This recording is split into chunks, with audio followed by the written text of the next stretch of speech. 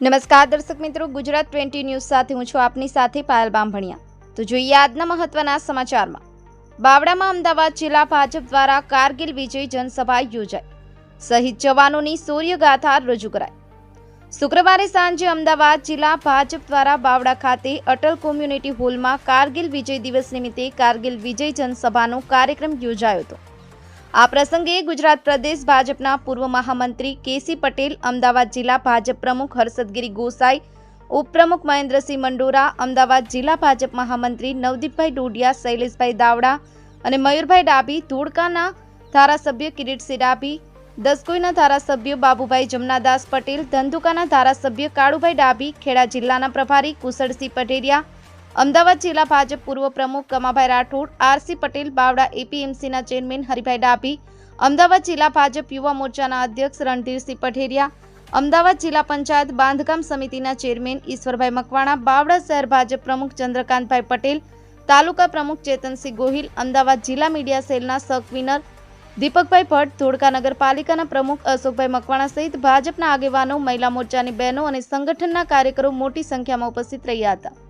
આ કાર્યક્રમમાં વક્તાઓ દ્વારા કારગિલની જંગમાં બહાદુરીપૂર્વક દુશ્મન સામે લડનારા ભારતીય સેનાના જવાનોની શૌર્યગાથા રજૂ કરવામાં આવી હતી। પૂર્વ સૈનિકોનું આ કાર્યક્રમમાં મહાનુભાવોના હસ્તે સન્માન કરવામાં આવ્યું હતું। ખેડા જિલ્લાના નવનિયુક્ત પ્રભારી કુશળસિંહ પટેરિયાનું બાવડા શહેર અને તાલુકા ભાજપના હોદ્દેદારોએ સન્માન કર્યું હતું।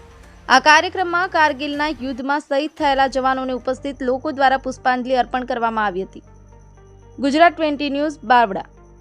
આજે કારગિલ વિજય દિવસ એના 25 વર્ષ પૂર્ણ થયા છે તે નિમિત્તે સમગ્ર દેશની અંદર કારગિલ યુદ્ધમાં જે વિજેતા બન્યા અને યુદ્ધ દરમિયાન જે જવાનો શહીદ થયા એ જવાનોને શ્રદ્ધાંજલિ આપવા માટે, એમને નમન કરવા માટેનો આ કાર્યક્રમ સમગ્ર ગુજરાતની અંદર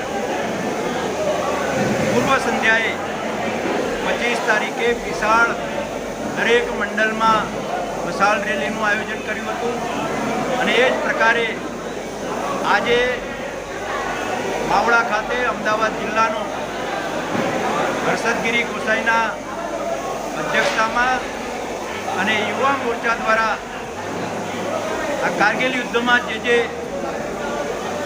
કાર્યક્રમો થયેલા, સંજોગો બનેલા, જે ઘટનાઓ ઘટી હતી એ તમામ ઘટનાઓ એ આજના સમયે બધા લોકોને સ્મૃતિમાં આવે અને દેશભાવ, દેશભક્તિ, રાષ્ટ્રપ્રેમ એ જાગૃત થાય એના માટેનો ખૂબ ઉત્સાહપૂર્વક આ કાર્યક્રમ થયો।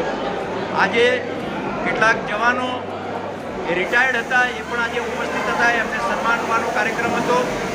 કેટલાક અત્યારે જવાબદારીમાં છે એવા જવાનો પણ ઉપસ્થિત હતા, એમને સન્માનવાનો કાર્યક્રમ અને આ રીતે એક રાષ્ટ્રભક્તિ સભર કાર્યક્રમ એ અમદાવાદ જિલ્લા દ્વારા કરવામાં આવ્યો।